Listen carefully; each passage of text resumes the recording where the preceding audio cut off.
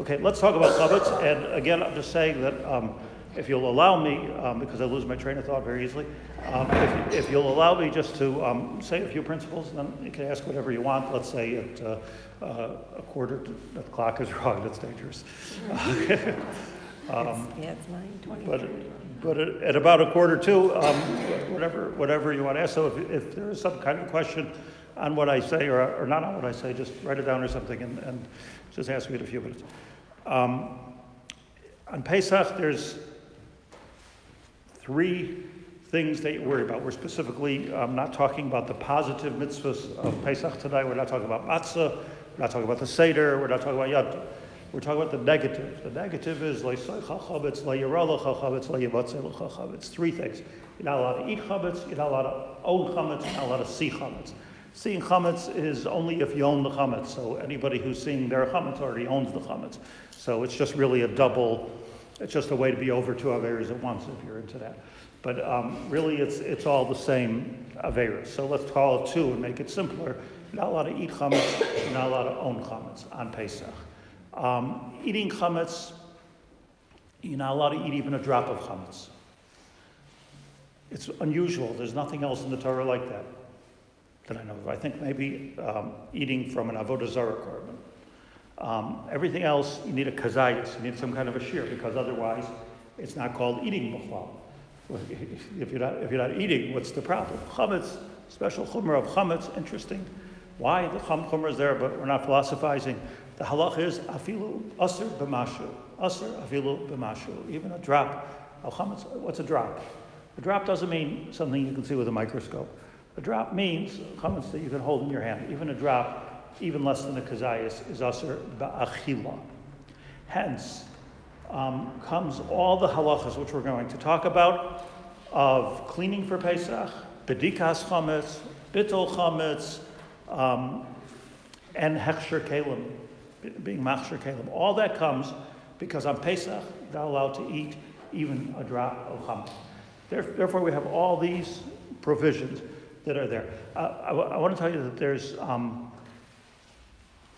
there's no din anywhere or mitzvah to clean your house for Pesach.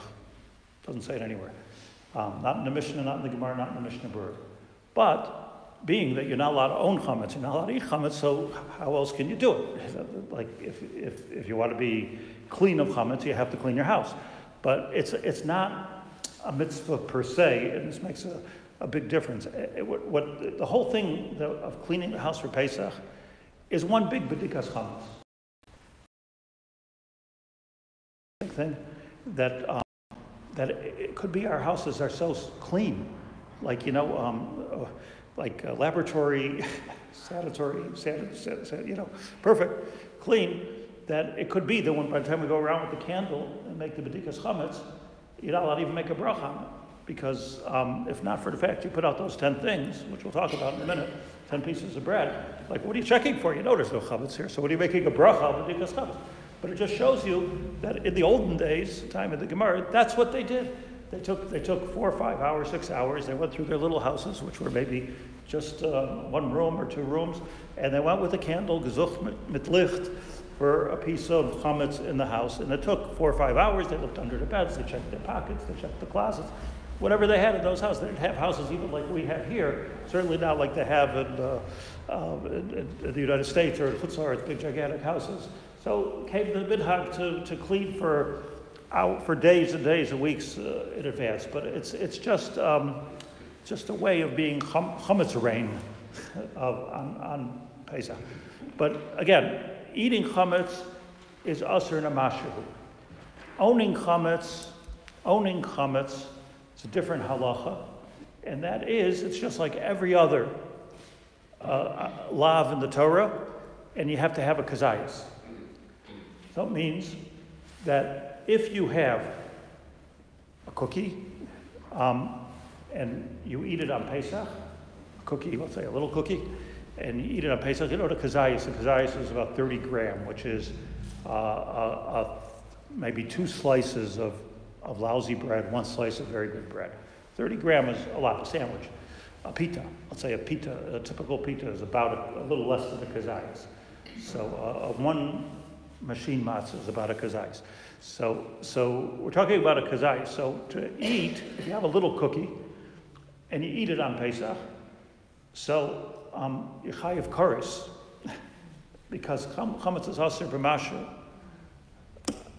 Some Rishonim say you're only over a lav and you have to have a kazayis to be chayiv kares, but the pashut thing is that chayiv kares for eating chametz on Pesach. So you got to watch your ingredients, you got to watch your products, you got to watch your house, not to eat even a drop. What about owning that cookie? What about owning the cookie on Pesach? I have the cookie. I forgot to take it out of the closet. I have a cookie. I didn't sell it. I didn't do anything with it. It's hard to imagine because we do so many things. We clean, we sell, we do bittul. Well, let's say you own a cookie at the end, or you own a cookie in America, or you have a cookie in your car, or something like that. So it has to be a kazayis in order to be over anything. If it's less than a kazayis, there's no aveira. Which tells us something very, very interesting. That when we're cleaning for Pesach, and when we're koshering for Pesach, you have to make this important distinction, extremely important distinction, between am I worrying about owning the chametz or am I worrying about eating the chametz? A good way to make that distinction is between the kitchen and the rest of the house. Because the kitchen is all about eating, and the rest of the house is all about cleaning it up. You don't usually prepare food in the bedroom. So when it comes to anything that's going to go into your mouth, we have one set of halachos. When it comes to cleaning, which is not so much about what's going into your mouth, it's not own it. So really, you have to look for kazayis. However, and kazayis is a lot. Like you shouldn't leave a pita laying around. It says the Mishnah Berurah that really we have to look at it a little bit different, be a little more machmir than that. Like just because a cookie is not a kazayis or a piece of bread is not a kazayis, doesn't mean I'm allowed to own it, because there's another problem, which is not, remember, you see the two sides, there's the owning and the eating, which is not on the owning side, but on the eating side. That shema yavoy la'achlei. If you have something that looks good, you have a cookie, you may impulsively take it on Pesach and put it and eat it. So you're still not over. Even the Mishnah Berurah doesn't say that you're over an aveira for owning that piece of cookie.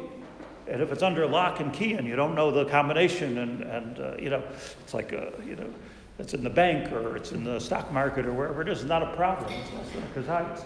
But if it's less than a kazayis, but it's something you might eat, so then you get rid of it also. Why? Shema yavoy la'achlei, which is really a gemara. Excuse me. So there's really, when we look at cleaning for Pesach, and this is very important, this is the next two sentences underlined. There's three shiurim for cleaning for Pesach. One is a kazayis. One of them is less than a kazayis, but enticing to eat, very edible, not crazy edible. We're not in the Holocaust. It's something you would actually eat. And then there's a third thing called pirurim. Pirurim are crumbs. Crumbs are not an issue. You're allowed to own crumbs. There's no chash, particularly if they're on the floor or behind the refrigerator or something like that. There's no danger that you're going to come to eat these crumbs. So if people are obsessively looking for crumbs, it's completely unnecessary, let's say, if it's on the floor. Unless, two things. Unless there's enough crumbs in one area that you could put it together and create a kazayis out of it. So then it's possible, you push it here, push there, push there, and like that. That's something, good, cookie crumbs, bread crumbs, it's possible. So if it's in one area, machlok is what that area is. If it's in one area and it could come together as a kazayis, it's aser. Or if it's pirurim, which are particularly edible. It's hard croissants, or what are they called? The stuff you put in your soup nuts.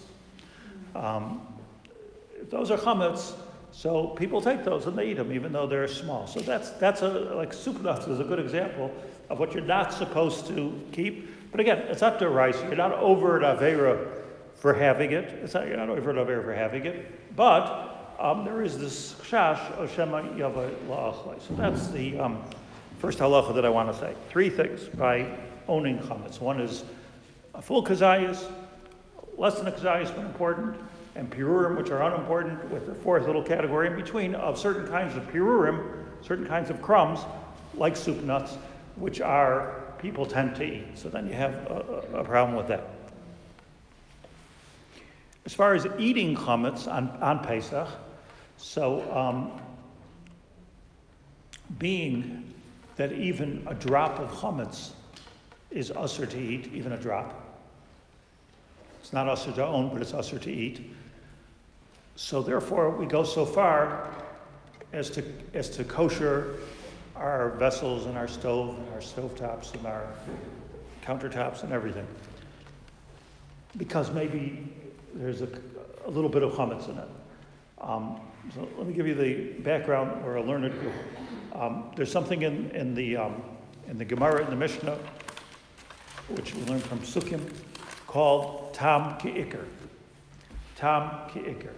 That people don't know this, only Jews. That when you cook something in a pot, the taste of that thing goes into the pot, and who cares? It's not really food any longer. It's not something which is considered food. But tam, it does give a tam, is ki'ikr. Tam is as if you're eating the food, because it goes into the pot and it comes out of the pot. It goes into your soup. So if you made chametzik nedelach in a pot of soup, the chametz goes into the walls of the pot. This is a Torah chiddush. And when you cook the next soup, it comes out. So now you're eating a mashu of chametz on Pesach. So that's why we kosher our kelim, to get rid of that mashu. That's why we kosher the oven. That's why we do everything, because of that principle of tam ki'ikr. Yeah? Am I clear so far? So now let's talk about what that means. According to the Torah, this is what the Gemara says. According to the Torah, tam ki'ikr, the only time we say tam ki'ikr, that it's no saying tam, is in the first 24 hours after using it for hot. Called in halacha, anybody know? Ben Yoma. Good. Who was the smart one? Ben Yoma. Ben Yoma. Ain't no Ben Yomo if it's more than 24 hours old. So then it's no saying tam, same way, but it's no saying tam lifgam. It's actually pogam the tam. It's not a good taste. It doesn't add anything to your next chicken soup. So the Torah didn't say that's forbidden. The Torah said that's okay. So it's only something which became tray for chametz that within the past 24 hours that you're not allowed to use. Midoraisa. Comes the Rabbanon, and they say, no, we're going to be machmir forever. That once it's used for treif, or once it's used for chametz, it's chametzdik. Even though it's no saying tam lifgam. Not in every case, but in chametz. And here we have, so what we're talking about in our cases is that we don't kosher anything, period, within 24 hours of using it. So the first thing that you need to know is don't use anything. If it's don't use anything for 24 hours before your koshering time. It means your oven, your stove, whatever you're going to kosher. If you're koshering things, a lot of people don't kosher anything. They just have special, separate things. But some things you have to kosher. You don't have special, granite, special granite. So you don't use it for 24 hours. Why? Because by not using it for 24 hours, you've degraded it to an Isser D'Rabbanan. There is no longer an Isser D'Oraisa once in 24 hours. The Rabbanan have their own set of halachas, what we should worry about, what we shouldn't worry about. And here is a very important thing. This is a sheer. This is a real halacha. The Shulchan Aruch says that once we're dealing in a D'Rabbanan, not in D'Oraisa, meaning once it's Eino Ben Yomo, there's no Sintam Lefgam. So you go after, so far simple, I'm getting complicated. You go after Rov Tashmisho. This is gewaltig. I'll tell you what it means.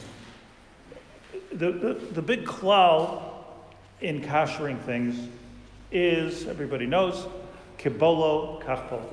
Like it went in, that's how it has to come out. How do you kosher a pot? The same way you made it treif, let's say, or chametz did.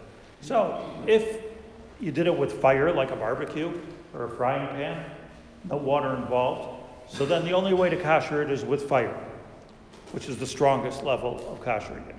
If there was water involved, like a pot full of water, you made pasta, so there's water involved, that's a cooler level and less of a level of soaking into the pot.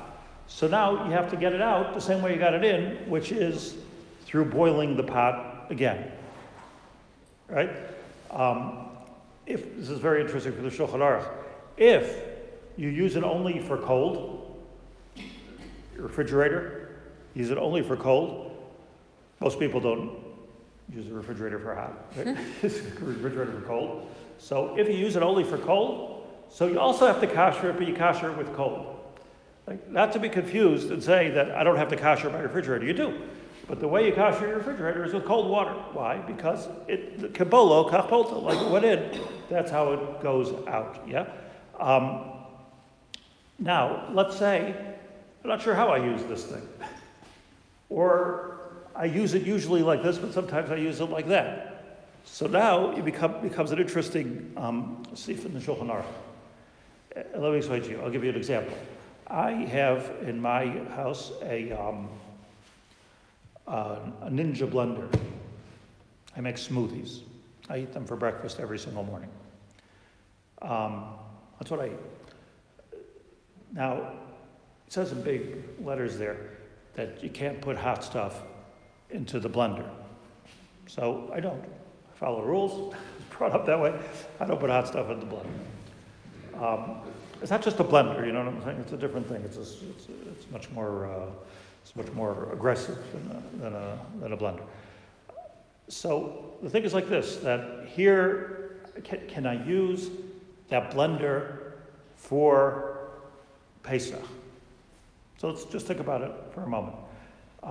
So on the one hand, it's full of plastic, you can't kosher plastic and all kinds of things. How can you use it for Pesach?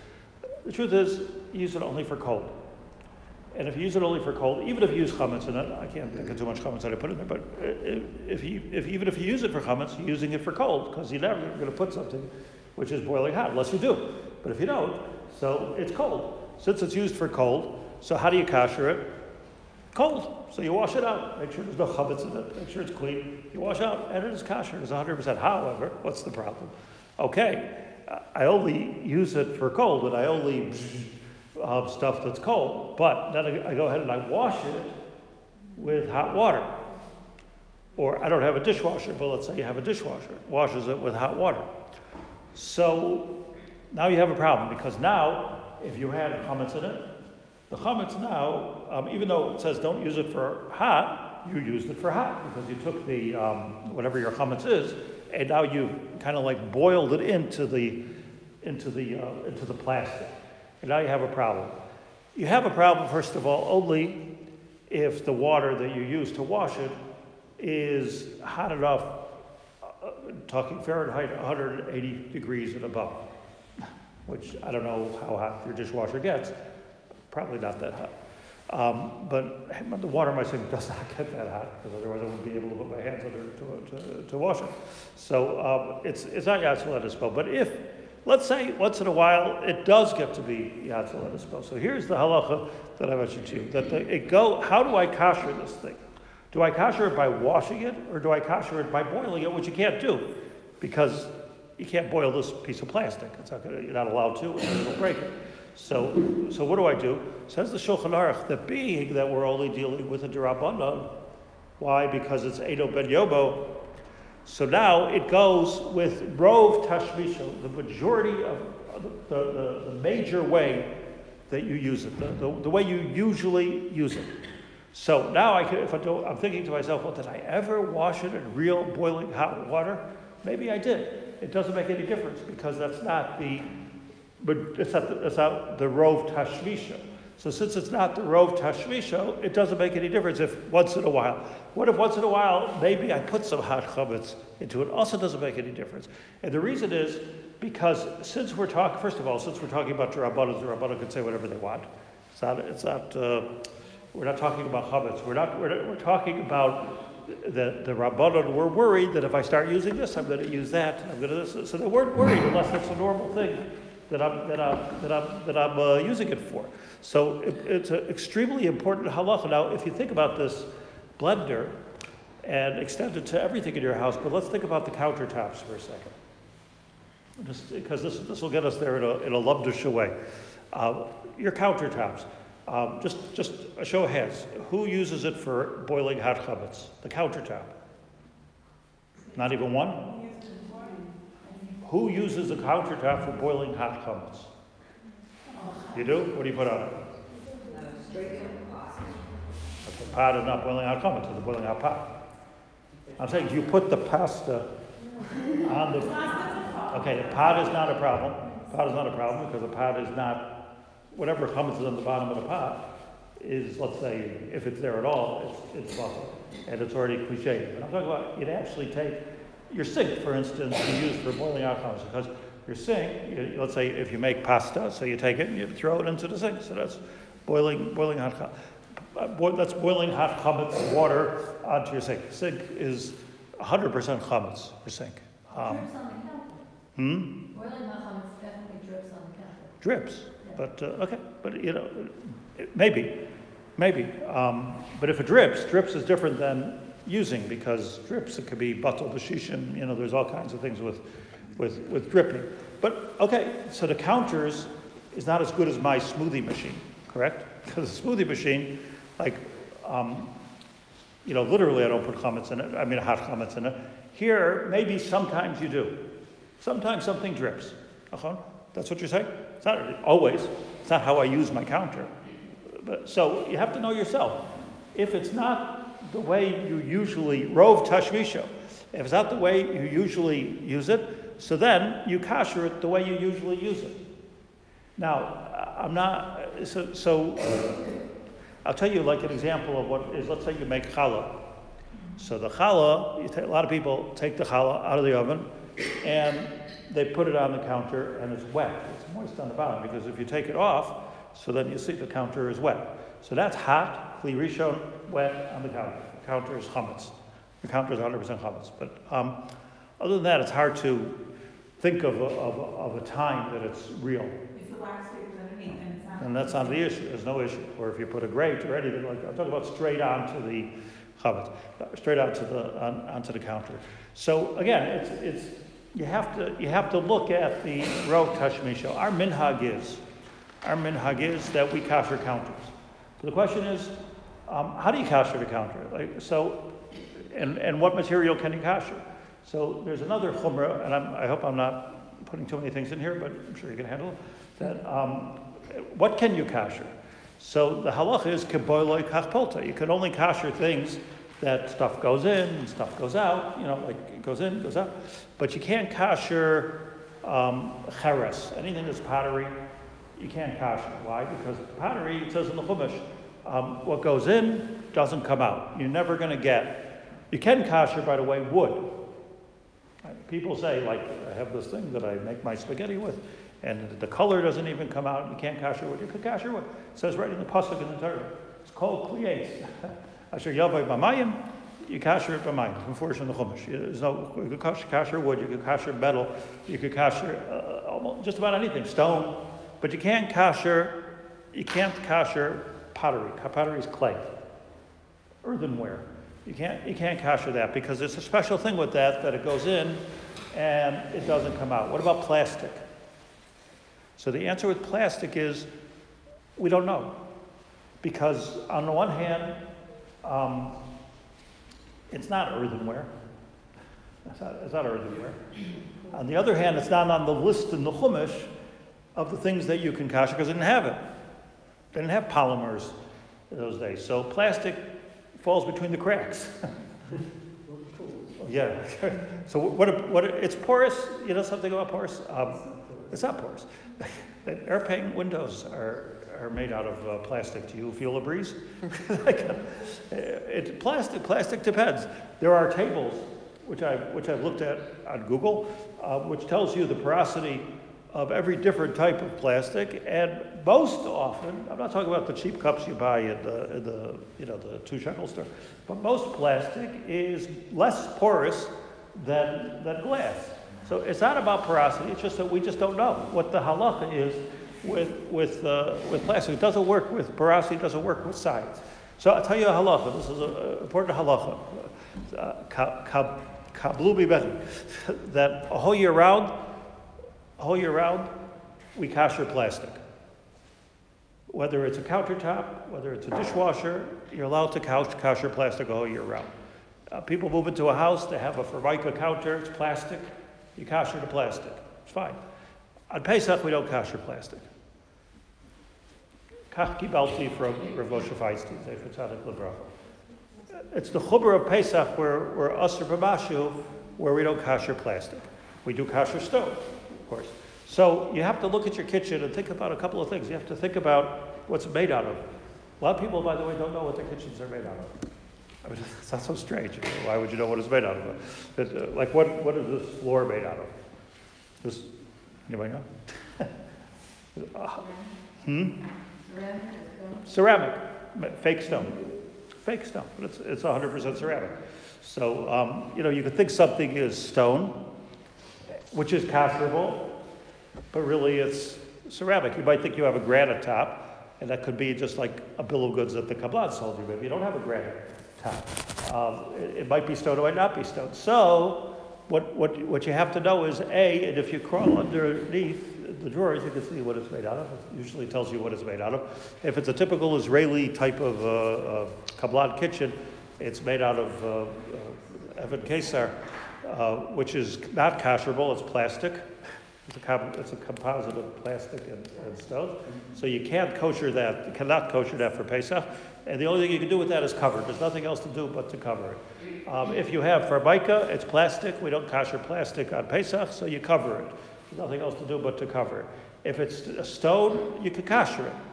If it's stainless steel, you can kosher it. If it's wood, you can kosher it. It's an ironic thing that, in a way, if you're building a kosher kitchen, you'd be better off with a wooden countertop like this than a formica one, because then you can kosher for Pesach. A lot of people get like stone and granite just for Pesach. It's up to you, but I mean, it's easier to just cover it than to pay 100,000 shekels for a countertop. But you could just cover it. Yeah. So again, you have to know what it's made out of. A, and B, you have to make sure that it needs to be kosher, because rov tashmisho, again, you're not using it for 24 hours for anything hot. So we're talking about a d'Rabbanan, and since we're talking about a d'Rabbanan, it goes with the rov. This is a very important thing. So you have to really think about how you use it. So these are the Kollel. Let me just go very, very quickly the examples, and then I'm happy to listen for a few minutes. But your oven is used for chametz. Everybody's oven is used for chametz. You make challah, you make stuff with chametz in it. So oven, and it's not used with water, right? It's used with fire or heat or electricity, which is like fire. Gas or electricity. 2 ways to heat up used to be the only 2 ways to heat up an oven. Today there's like new stuff, but I don't know how to work. I don't know anything about that. Like induction and stuff like that. A little bit, but not enough. But if you have a normal oven, so you have to, if you want to use it on Pesach, you have to kosher. How do you kosher it? You have to kosher it with fire, presumably. So fire means kibolo kach polto. First of all, you can't kosher something which is dirty. So you have to completely clean it out. Meaning, like, it's hard to do. Clean means that you close your eyes and you put your hand along the surface, not when it's hot. You put your hand along the surface, and if you feel any bumps, it's not clean. That's what clean means. So if it's clean to the touch, it's not about sight. Sometimes you can have a spot there that you can't feel. That's okay. Or sometimes you can't see it, but you can feel. So if it's clean to the touch, so then the halacha is that it's clean. So you wait 24 hours, you make sure it's clean, And when it's clean, then you spritz. This is another thing that we do. Spritz something on it, whatever you spritz here in this country, St. Moritz, something on it. That what that does is it kills any food value in it. That's a chumrah. You don't really have to do that, but that's a good thing to do. So you kill any type of food value that could be in it, and then you kosher it. How do you kosher it? It's still not kosher.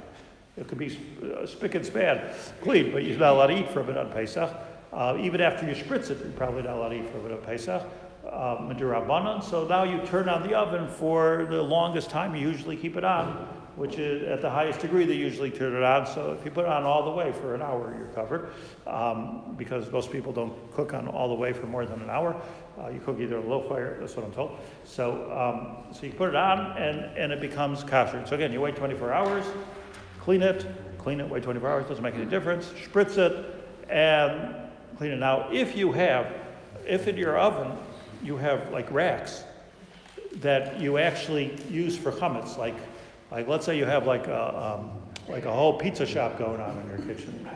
So, that's a pizza shop. They actually bake on the floor of the oven. They don't use pots or pans or anything. And, maybe in Italy, but not here.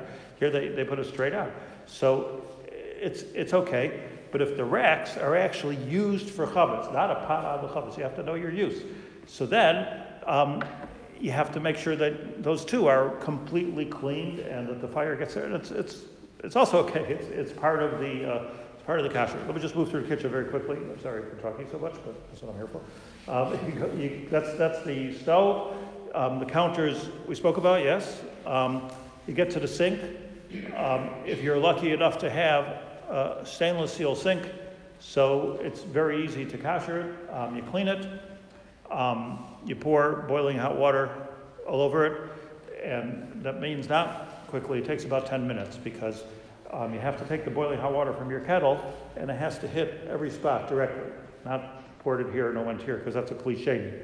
So it has to hit every spot directly, and if it hits every spot directly, you've koshered your sink. It takes 10 minutes.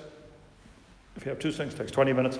So that's how you kosher stainless steel. If you have a, what's the other kind of sink? Enamel? Like charsina. If you used it for hot, for boiling hot, depends how hot your water gets. Doesn't make any difference. Makes no difference. Makes tray. Also, so if you have a faucet, the problem with the faucet, you kosher it, but the problem with the faucet is that the steam goes up. So how do you kosher? So if you have the kind you turn upside down, that's a good chumrah. You want to do chumrah when you're designing your kitchen. Say, I want one that turns upside down, So then you just pour hot water on that. If you don't, so then it's a little more complicated. You take some boiling hot water and you put it up into the faucet. Why? Because the steam of the spaghetti gets into the. So that's the sink. If you don't have a stainless steel sink, then you have tsaris because there's no way to kosher it. There's no way to kosher kli charetz. What is it? It's kli charetz.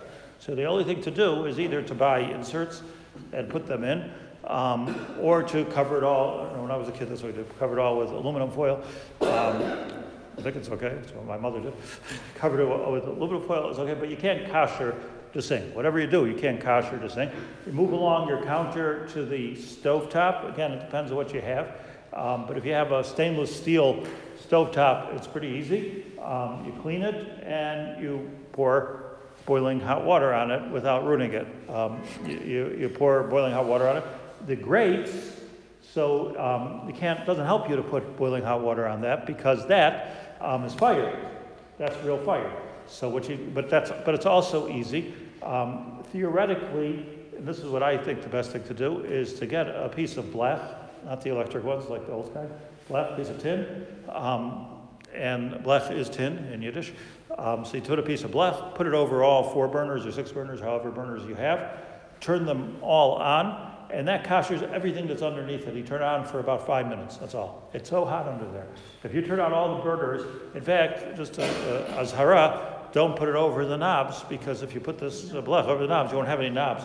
You won't be able to shut off the fire. And then so you put it over the fire, and that's the best way to kosher the stovetop. If you have a glass stovetop or a ceramic stovetop or something like that, I don't think there's anything you can do on Pesach. I really don't think there's anything you can do. If it's ceramic, you can't kosher ceramic. If it's glass, don't believe it. It's not glass. If it was glass, it would break. What it is it's glass with a ceramic piece to it to stop it from breaking. And once it's ceramic, you can't kosher. So I don't know. I don't know what you could do with that. I don't know what you could do. The same thing.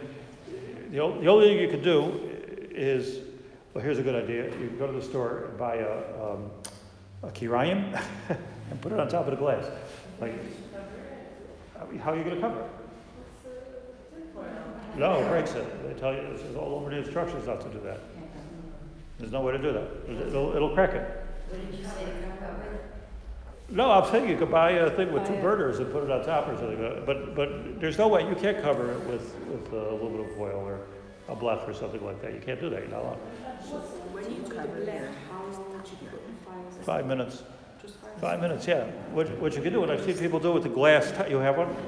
What I've seen people do is they have somebody build like a blech, take a piece of tin, and you build it up like an inch over the thing, and then you cook on that. I don't know if it works.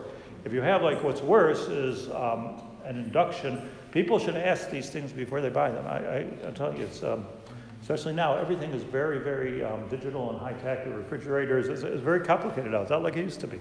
And there are a lot of things that are not just chumras. They're really isur deraisa. A refrigerator could be, like it used to be a Shabbos button on a refrigerator. I used to laugh at it. It's not so funny anymore because there are real things. But an induction stove doesn't even like get hot per se. It's only when it comes in contact with the pot that there's something magnetic that goes on over there that makes it hot, but hot it is. Hot enough to cook the thing. So now this became chametz, let's say. So once it became chametz, how are you going to kosher it? Pouring hot water on is not going to help. Covering it is not advisable. So I don't know how you use that. And if you build my little gadget here of 1 inch up, it won't work because it has to come in contact. So I don't know. Maybe somebody else knows. I don't know a way to kosher.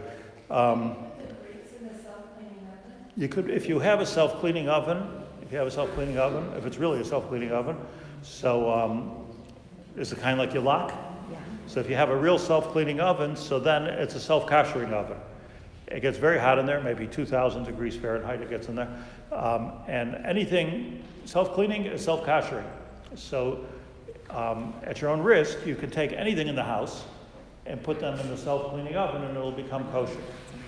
But what do you don't put your fine china in there or something like it's hot, right?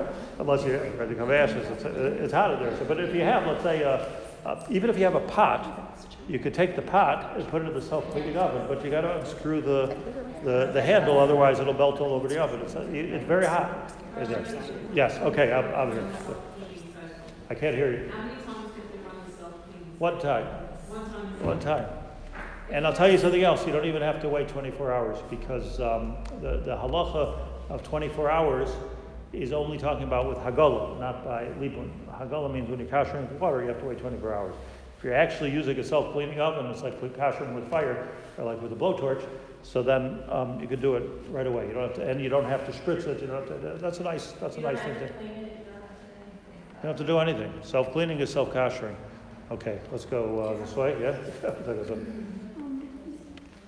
You said about the spout of the sink. It's all plastic, and like the whole thing is plastic. The spout, the same part. Yeah. So look, it's all plastic on the one hand. On the other hand, it's not really chametz. How chametz is it? It's just the steam coming from a pot which is not on the stove.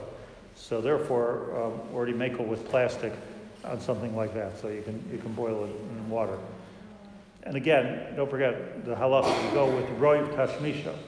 So rov tashmisha of the spot is not to absorb the steam. Let me tell you something. You just reminded me of something else. If you don't see them as much here as you do in chutz la'aretz. If you have like a fan over your stove, does anybody have one of those? If you don't, I won't waste my time. Oh, you do have. Okay, so those fans that are over the stove, so that's real chametz. That's real chametz because you're cooking chametz, and it goes into those fans. And now, when you cook Pesach dik, it comes right down. You don't see it come down, but you don't have to see it come down. Why? Because the steam goes up and the steam comes down, and that's usher. Zeya is usher on Pesach. So what you have to do is, and even if you don't turn it on Pesach, it's still usher because the steam still comes up and goes down. So you have to cover it with a piece of aluminum foil. You cover it up. So that's the thing. Yeah. For the self-cleaning ovens, so there's areas, I guess, around the Not a problem. Food doesn't touch it. That's why it doesn't bother cleaning it.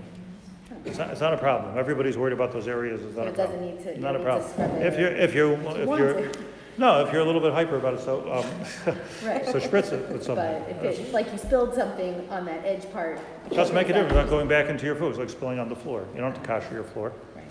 Yeah. Okay. Yeah. Can one do hagala with the grates of the stove? Can one do hagala? So that's a very good question. If you've ever, you mean as opposed to keeping it into the stove? Instead of doing with the blech? Oh, you're talking about the grates of the stove top? No. Because it came with fire, it has to be kashered with fire. We didn't hear it. Can you is it good enough to dip the grates of your stove into boiling hot water? The answer is no, because it gets chametz stick by fire, so it has to be with fire it shall go in, and with fire it shall come out. So it says with the chumash. Can you put them into the self-cleaning oven? Yeah, but it's going to ruin it. I'm just telling you to ruin the finish. It's fine. On the stove top, the area around the grids and the burners, do you have to cover that? So what I suggested was that if you take a piece of blech and cover all four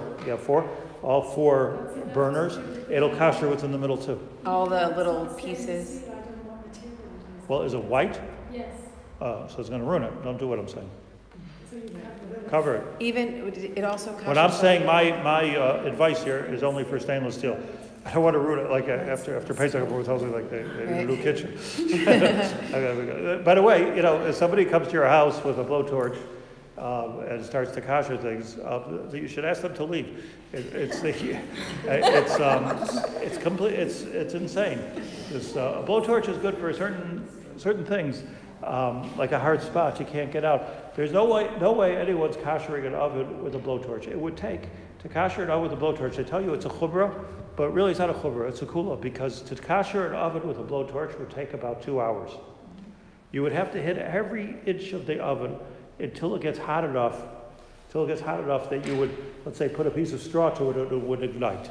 So that's holding every inch of the oven for at least 2-3 minutes with a blowtorch.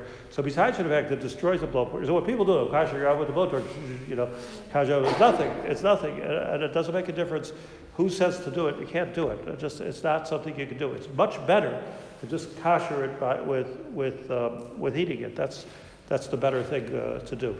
Blowtorch is good, like let's say you have a grate that you actually put chametz on, and it's not coming off. So there, you can burn the corner or something, and you did instead of burning the whole grate, you could burn which is something like that. Yeah. So if you always put foil or baking paper between whatever you're cooking and the pan or the grate that you're using that goes in your oven, you're saying it doesn't have to be Right.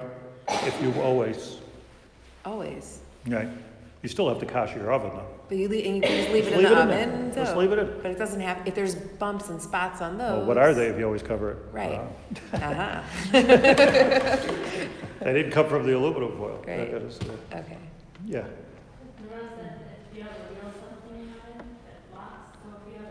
So like this, there's 3 grades to my knowledge in this country of self-cleaning ovens.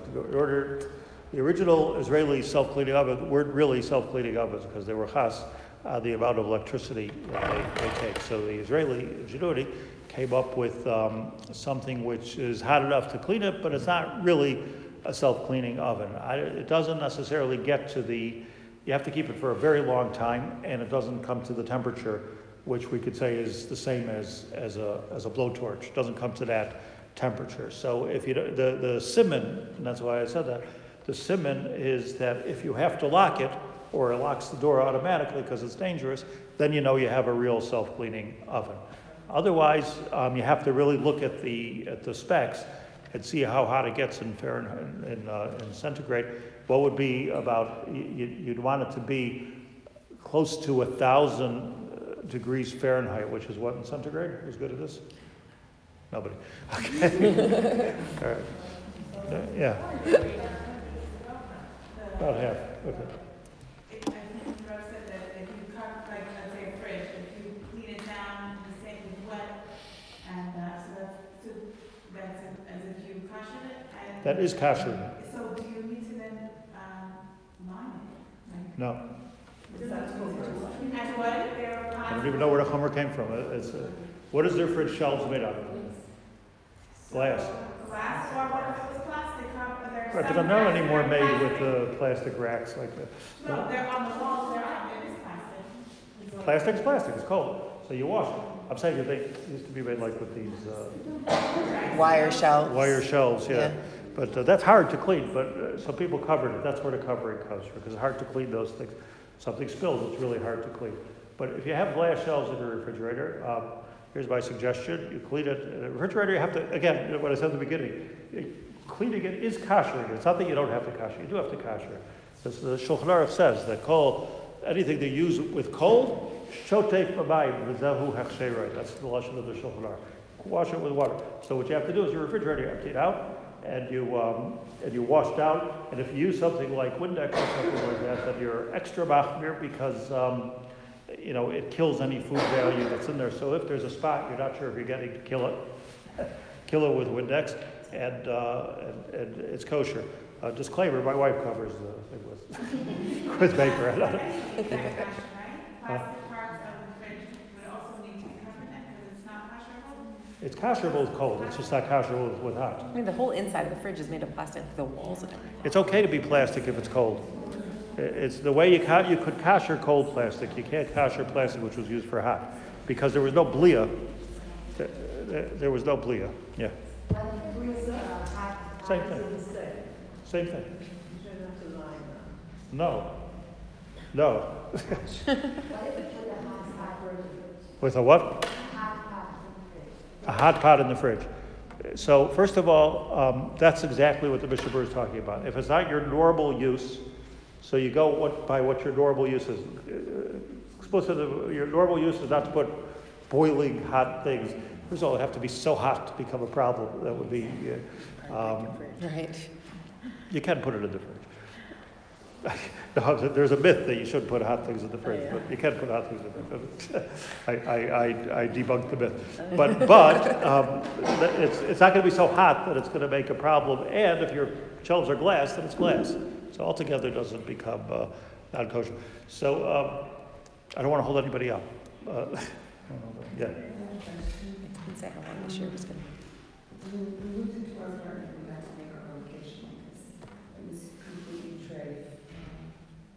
Had a porcelain sink, and the people who lived there only had one set of dishes. And when they finally took off the whole sink thing, my daughter was there, and she said you could actually see the Kashered, whatever it is. So we. Here in Beit Shemesh? Yeah. Huh? Ramat Bet Shemesh. I didn't know they sell Hazard. Sorry. Okay, still is. So anyway, the countertop, I'm conflicted about what to do. What's it made out of? Well, the Kollel kitchen connection said it was silestone. The granite was more expensive. Oh, so we talked about this, yeah. Yeah, I wrote you about it. Cover it. You have to cover it. It says Caesar stone. Same thing. Something different.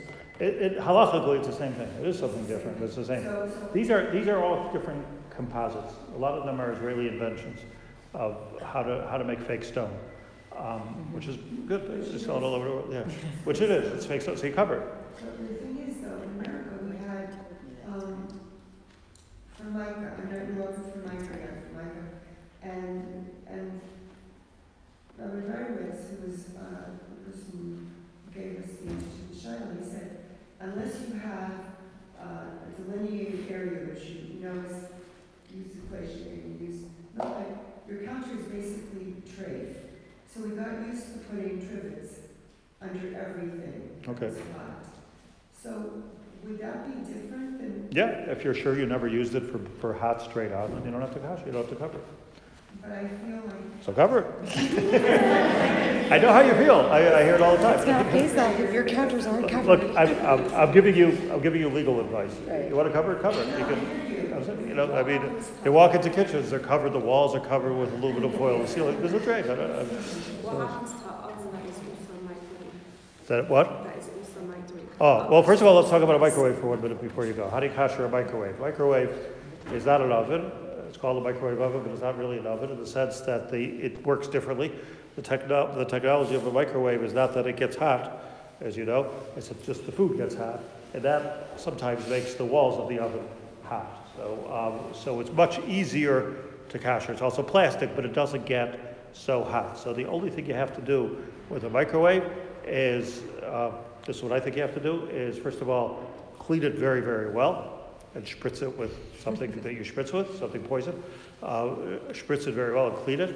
You take, if you have a glass plate that turns around in circles, take it. I don't know what that glass is. I don't know what it's made out of, so I think the right thing to do is to cover it with plastic wrap, because I'm not sure if it has any klicheres in it or not.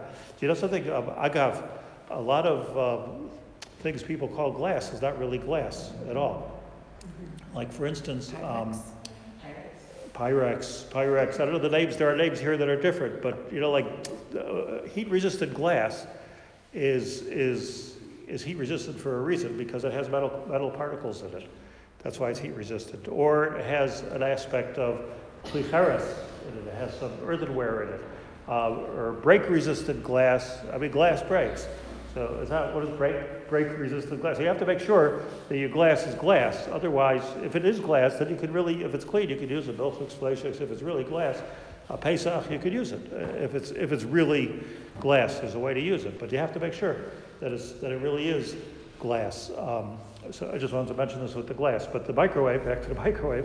So I don't know if that tray in the middle is actually 100% glass, because it goes through a lot of endurance. So what you do is cover it. You take plastic wrap and cover it around. Also, in your microwave, you possibly have a piece of metal which covers the fan. And that is not plastic. And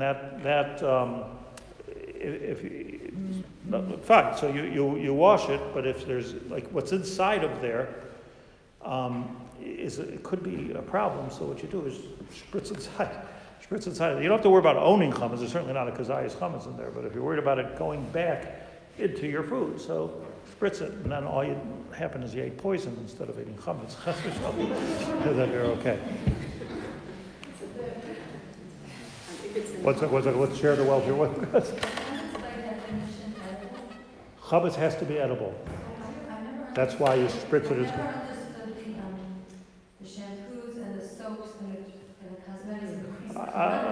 You're 100% right. First of all, you're right. But the thing is like this: that some of it is edible. If you look at if you're like a new age person, and you look at your bottle of shampoo, it's the exact same ingredients as your salad dressing. I'm telling you, it has fruits and vegetables and exotic. It could be edible. The law is that anything that you use from your chin up is not allowed to be poisoned. So let's define edible. Edible means that it's royal achilas kelev. So it is. Body soap is not, but it is. It can't be complete poison. So that's the issue with these soaps. That being said, and this is out of the scope of what we're talking about here, even though it shouldn't be, just out of time, but the culprit in all of those soaps and shampoos and perfumes and all of those things, the culprit is alcohol. That's the alcohol. Now, alcohol comes in two ways.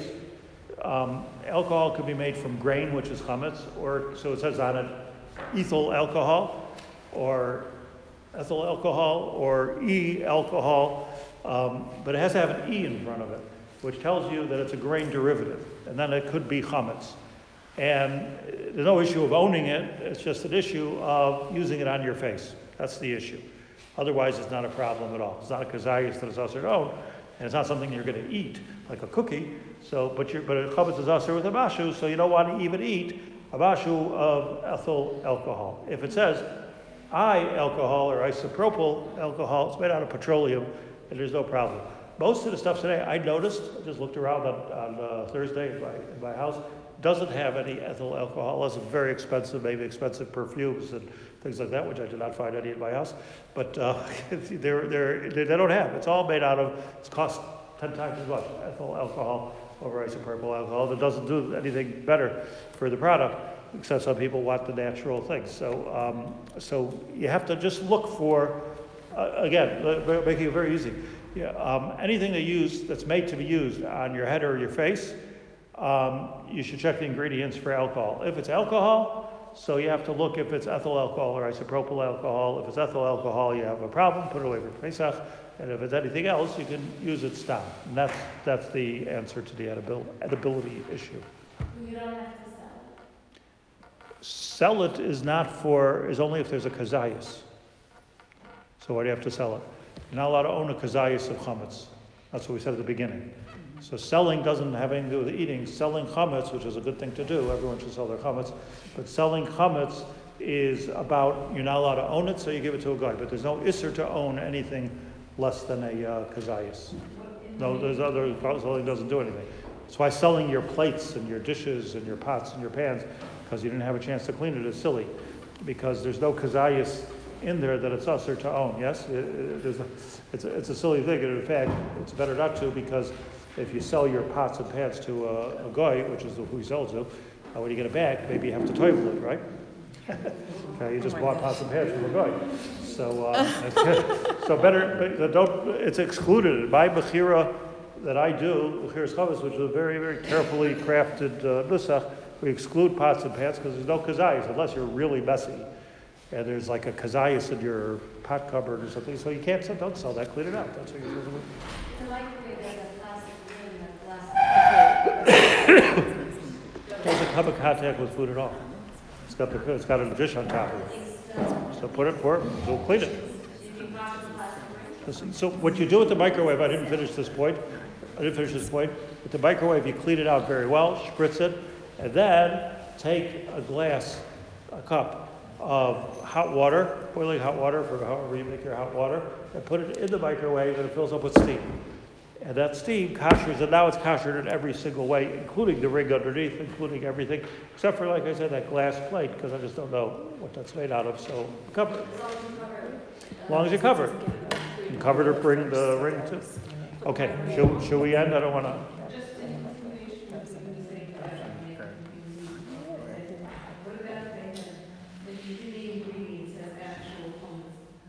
Like what?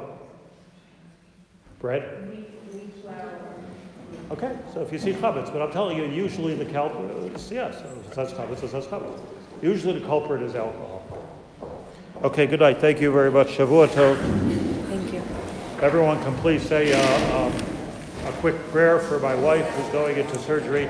Her name is Beila Ella Bas Peshamila. She have her refuah shalema.